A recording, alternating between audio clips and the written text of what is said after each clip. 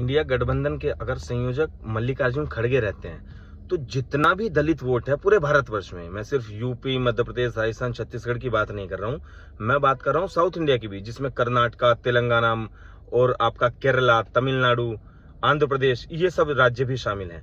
अगर खड़गे India alliance के खुद चेहरे रहते हैं, मतलब संयोजक रहते हैं, तो मायावती की जो स्थिति अभी बीजेपी ने की हुई है वो स्थिति नहीं हो पाएगी, क्योंकि मायावती को भी फिर ये दिख जाएगा कि उनका जो वोट है खड़गे क्योंकि दलित चेहरा है और इस बार दलित मायावती को भी छोड़ सकता है।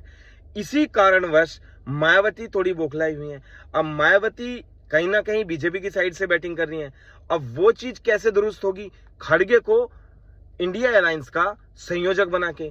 अब मायावती भी मजबूरी में इस चीज को देखते हुए इंडिया अलायंस के साथ ही जुड़ेंगी, क्योंकि उन्हें पता है कि रही सही जो एक सीट है या 10-5 सीट है उनकी, वो भी चली जाएंगी अगर वो गठबंधन के साथ नहीं आएंगी, क्योंकि इंडिया अलायंस इस समय चरम पर है और वो लाजवाब उन्होंने अपनी पेशबंदी बना चुके हैं। इसी चीज को ध्यान में रखते हुए नरेंद्र मोदी और एनडीए, कहने को तो एनडीए सिर्फ कहने के लिए है क्योंकि उसमें जितने भी पार्टी दल नेता हैं, कोई एक विधायक है किसी की पार्टी का, कोई अकेला सांसद है, किसी की पार्टी ही नहीं है, सिर्फ नामचारे की पार्टी के हिसाब से वो उस गठबंधन को चला रहे हैं।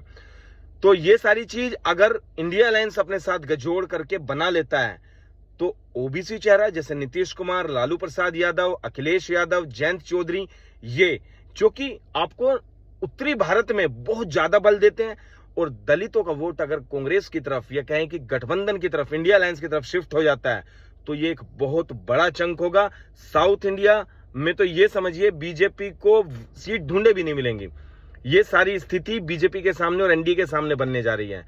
और अगर ये सारा, क्योंकि देखिए अगर यूपी जैसे राज्य में दलित और मुस्लिम ऐसा कॉकटेल है इकट्ठा हो जाता है तो 40% है।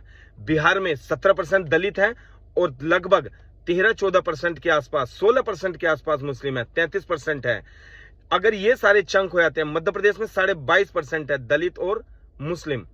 अगर यही कॉकटेल आपका दिल्ली, मध्य प्रदेश, राजस्थान, छत्तीसगढ़ की 30% के ऊपर है हर राज्य में, वो मिल जाता है तो इंडिया अलायंस अपनी लड़ाई 23-32% से शुरू करेगा।